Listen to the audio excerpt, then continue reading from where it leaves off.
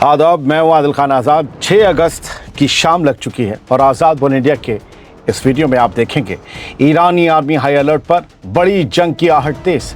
Iran के एटमी programme को north Korea से जोड़ा, अमेरिका का बड़ा डर आया सामने। सुप्रीम लीडर मुश्तबा खामनेई से नहीं हो पा रहा कांटेक्ट, ईरानी सदर ने और क्या क्या बताया। बेंजामिन नेतन्याहू ने फिर दिखाए तेवर, समझौते से पहले ही दे डाली नई धमकी। वेस्ट बैंक में ज़ायनिस्ट सेटलर्स का आतंक जारी, फ़लस्तीनी बस्तियों पर फिर बरपाया कहर। शुरुआत करते हैं इस शो की। ईरान ने एक बड़ी जंग के लिए पूरी तैयारी कर ली है। ईरानी आर्मी के पास नए और ख़तरनाक हथियार पहुंच चुके हैं। तमाम फौजी अलर्ट पर हैं। दोस्तों, 6 अगस्त की दोपहर ईरान की मेहर न्यूज़ एजेंसी ने ये बताया कि ईरानी आर्मी अब अपने सबसे टॉप लेवल की तैयारी की हालत में पहुंच चुकी है। यानी टॉप लेवल का मतलब ये होता है एक बड़ी जंग। ऐसे हालात में यही लग रहा है कि अमेरिका और ईरान के दरमियान चल रही बातचीत शायद किसी नतीजे तक पहुंच ही नहीं रही और ईरान को अंदेशा है कि अमेरिका पहले से भी बड़ा हमला कर सकता है। ऐसा हमला जिसमें एयर स्ट्राइक के साथ ग्राउंड ऑपरेशन भी शामिल हो सकता है। इसीलिए ईरानी आर्मी अपने हाईएस्ट लेवल ऑफ प्रिपरेशन पे है। ईरानी आर्मी के स्पोक्सपर्सन ब्रिगेडियर जनरल मोहम्मद अक्रमीनिया ने यह कहा है कि ईरानी फौज ने अपने नुकसान पहुंचे सिस्टम को मॉडर्न कर लिया है। नए हथियार फौजी यूनिट्स तक पहुंचा दिए गए हैं और पूरी फौज की तैनाती मौजूदा हालात के हिसाब से दोबारा की गई है। उन्होंने कहा कि अगर जंग का मैदान बदला तो ईरान भी अपना तरीका बदलेगा और उसके पास कई ऐसी स्ट्रेटजी मौजूद हैं जिनका खुलासा सही वक्त पर किया जाएगा। जंग का मैदान बदला, समझ रहे हैं आप? अभी तक तो अरब देशों में मिसाइल और ड्रोन हमले कर रहे हैं। जंग का मैदान बदला, इट मीन्स कि ईरान की ज़मीन पर जंग छिड़ी तो फिर देखना क्या होगा। आर्मीनिया के मुताबिक ईरान ने एयर डिफेंस सिस्टम को पहले से ज़्यादा मजबूत कर लिया है, फौज तक नए हथियार पहुँचा दिए हैं और उसके जवान हर तरह की जंग लड़ने के लिए पूरी तरह तैयार हैं। हर तरह ग्राउंड ऑपरेशन से जोड़ लीजिए इसे। यानी ईरान सिर्फ मिसाइलों और ड्रोन्स पर भरोसा नहीं कर रहा, बल्कि उसे लग रहा है कि अगला मरहला ज़मीन पर भी आ सकता है और उसी को देखते हुए उसकी पूरी आर्मी, ईरान की पूरी आर्मी हर तरह की जंग लड़ने के लिए तैयार खड़ी है। तो ये बातचीत का क्या वक्त लिया जा रहा है, वक्त ख़रीदा जा रहा है और हो वही रहा है या होने वाला वही है जिसका डर है। देखिए, ज़मीन पर उतरे बिना कभी कोई जंग नहीं जीती जाती और अमेरिका अगर इस जंग को जीतना चाहता है, कौन जीतेगा कौन नहीं वो तो वो जानता है। जीतना चाहता है अगर अमेरिका तो उसे अपनी फौज ज़मीन पर उतारनी। एयर स्ट्राइक से कभी कोई जंग नहीं जीती जा सकती। ना ईरान कभी जीत सकता है, ना अमेरिका कभी जीत सकता है, ना दुनिया का कोई और मुल्क जीत सकता है।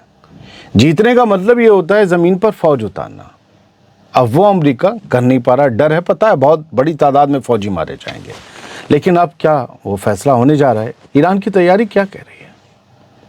कुछ तो है जो ईरान के पास इन्फो है किसी ना किसी चीज़ का। ऐसा आगे बढ़ते हैं।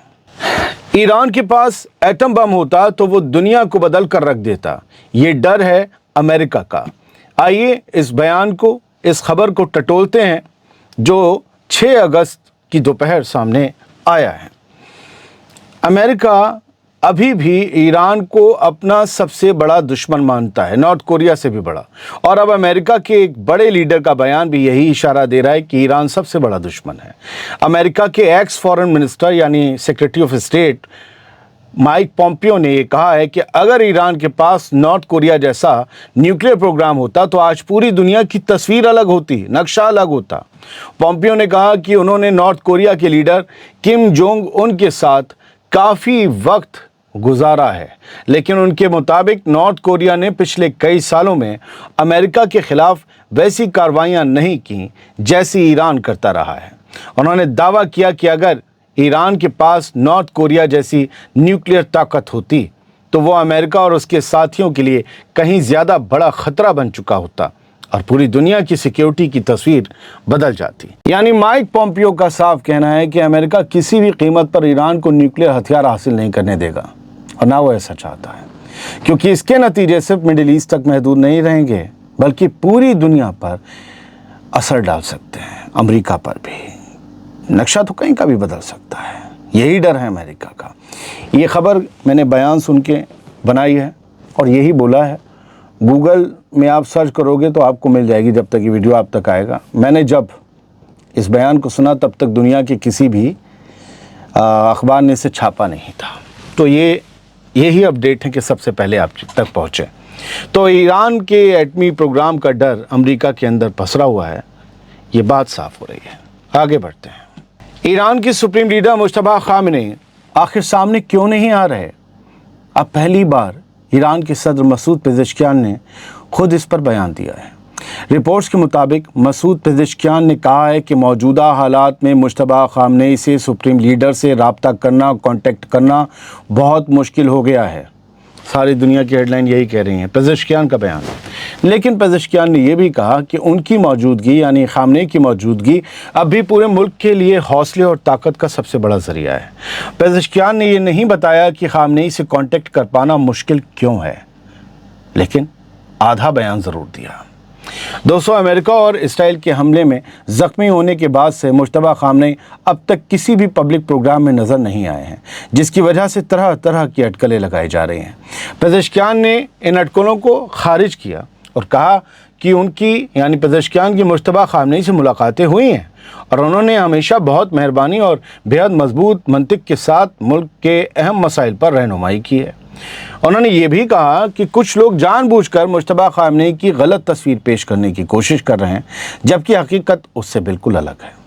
यानी ईरानी हुकूमत का कहना है, ईरानी प्रेसिडेंट का कहना है कि सुप्रीम लीडर पर्दे के पीछे मौजूद हैं और मुल्क के अहम फैसलों में उनका किरदार अब भी जारी है, चाहे वो इस वक्त पब्लिक में नज़र नहीं आ रहे हों। लेकिन उस बयान को मैं समझ नहीं पा रहा हूँ कि मुश्तबा खामेनी से अभी कांटेक्ट करना मुश्किल हो रहा है। ये बोलने की क्या ज़रूरत थी? आगे बढ़ते हैं। इसराइल ने एक बार फिर साफ कर दिया है कि उसे किसी समझौते का इंतज़ार नहीं और अगर ज़रूरत पड़ी तो वो अपने हिसाब से कार्रवाई करेगा। यानी अमेरिका को ताक पर रख रहा है इसराइल। रिपोर्ट्स के मुताबिक Israeli prime minister Benjamin Netanyahu ने कहा कि इसराइल अपनी हिफाजत के लिए जो भी करना पड़ेगा वो करेगा, चाहे कोई समझौता हो या ना हो। नेतन्याहू ने कहा कि डोनाल्ड ट्रंप व्हाइट हाउस में इसराइल के सबसे बड़े दोस्त हैं। ऐसा सदर कभी आया ही नहीं व्हाइट हाउस में जैसा डोनाल्ड ट्रंप इस बार बन के आए हैं और ज़बरदस्त मदद कर रहे हैं इसराइल की। लेकिन इसराइल का वजूद किसी भी समझौते पर टिका हुआ नहीं है, ये भी नेतन्याहू बोल रहा है। यार अमेरिका कोई समझौता करें, हम माने ना माने हमारी मर्ज़ी है। दोस्तों, नेतन्याहू का ये बयान ऐसे वक्त में आया है जब लेबनान के साथ अमरीकी कोशिशों से एक नया समझौता आगे बढ़ रहा है, जिसके तहत हिजबुल्लाह के हथियार छोड़ने के बदले इसराइली फ़ौज की वापसी की बात की जा रही है।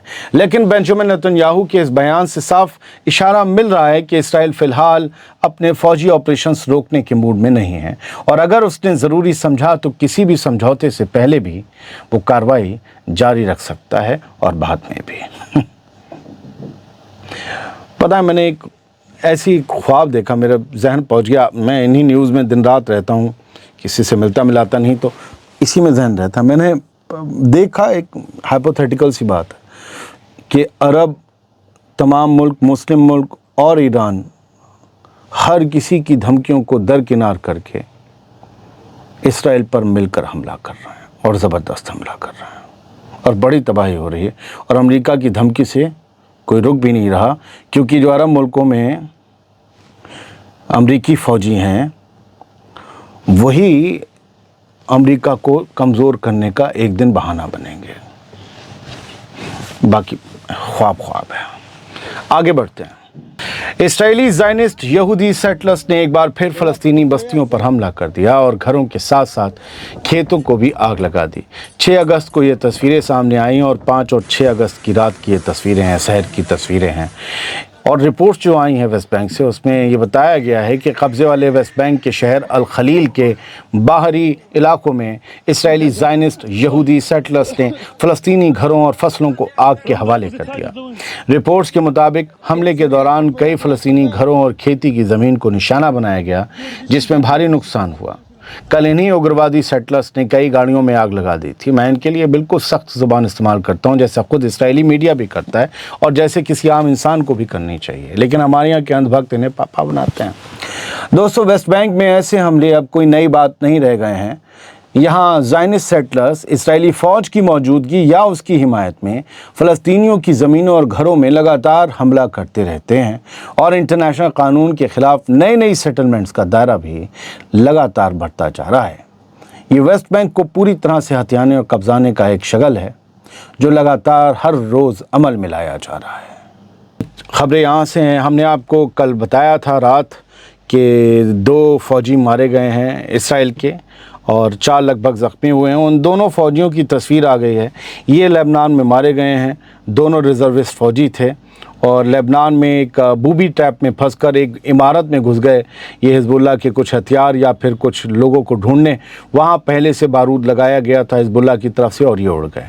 सीज़ फायर में ये सब हो रहा है। अब उनकी बिल्डिंग्स में आप घुसेंगे तो आपको यही ट्रैप मिलेंगे। अब इसके बाद खुद हर रोज़ गज़ा से लेकर लेबनान तक सीज़ फायर का वायलेशन करने वाला इसराइल और IDF कह रहे हैं कि हमने लेबनान पर हमले किए क्योंकि उन्होंने सीज़ फायर का वायलेशन किया था। कमाल की बात है। एक और ये बताया गया है, आज ही की खबर है, स्ट्रेट ऑफ हॉर्मुज़। हमने आपको बताया था बाबल मंदब की तरफ सऊदी अरब का एक जहाज़ यमन के हूथियों ने जो है वो हिट करने का दावा किया है, मिसाइलें दागी हैं। हालांकि सऊदी अरब ने उसे अभी तक कंफर्म नहीं किया है। लेकिन स्ट्रेट ऑफ हॉर्मुज़ में इस तरफ जो ईरान और बाकी गल्फ़ का जो पानी है गल्फ़ के मुल्कों का, वहाँ भी लगातार टैंकर पर हमले हो रहे हैं। और ये फिर UKMTO ने बताया, मैरीटाइम एजेंसी ने, कि आज भी कुछ एक्सप्लोजन्स हुए, जहाज़ के आसपास धमाके हुए, लेकिन फ़िलहाल जहाज़ और क्रू सेफ़ है। तो हो सकता है ये वार्निंग शॉट्स हों। एक हेडलाइन रह गई थी, Masoud Pezeshkian president of Iran ने खलील अल-हया जो नए अपॉइंटेड प्रेसिडेंट हैं या यूँ कहीं कि चीफ़ हैं हमास के पॉलिटिकल ब्यूरो के, उनसे कहा है फ़ोन पर कि Palestine remain central to Iran's policy, कि ईरान की पॉलिसी में अब भी फ़लस्तीन का मुद्दा मरकज़ी मुद्दा है, सेंट्रल मुद्दा है। मतलब हमारे मेन मुद्दों में अब भी फ़लस्तीन शामिल है। ये मसूद पेज़ेश्कियान ने अल-हया को कॉल के दौरान, कॉल हुई है फ़लस्तीनी रेजिस्टेंस मूवमेंट के लीडर के साथ, उस दौरान ये बात कही है। कई और ख़बरें हैं जो हम आपको दे सकते हैं। एक तस्वीर और आई है सर, और वो तस्वीर ये है कि Russia is training newly recruited northern Korean troops likely in preparation for future offensive operations in Ukraine. Russia जो है वो नॉर्थ कोरिया के ट्रूप्स को ट्रेनिंग दे रहा है, जो अभी अभी रंगरूट भर्ती हुए हैं या आए हैं रशिया की ज़मीन पर, नॉर्थ कोरिया ने भेजे हैं, उन्हें ट्रेन कर रहा है रशिया। और बहुत जल्द ही मुमकिन है कि उन्हें यूक्रेन के ख़िलाफ़ जंग में उतार दिया जाए। अब ये लोग अपने अपने मुल्क में लिए हुए होते हैं ट्रेनिंग, जैसे क्रिकेट होता है वैसी ही जंग होती है कि अपनी पिच का अंदाज़ा होता है, दूसरे की पिच और दूसरे के मैदान पर जाते हैं तो उछाल का और पता ही नहीं होता है स्पिन का। तो वहाँ पहले माहौल को समझने के लिए थोड़ी सी ट्रेनिंग ली जाती है उन्हीं लोगों के साथ, ताकि हम हर चीज़ को समझ लें। और कुछ कोडवर्ड्स भी होते हैं। तो पूरी ट्रेनिंग देने के बाद जो है वो उसके बाद फिर हमले और जंग में इन्हें भेजा जाता है।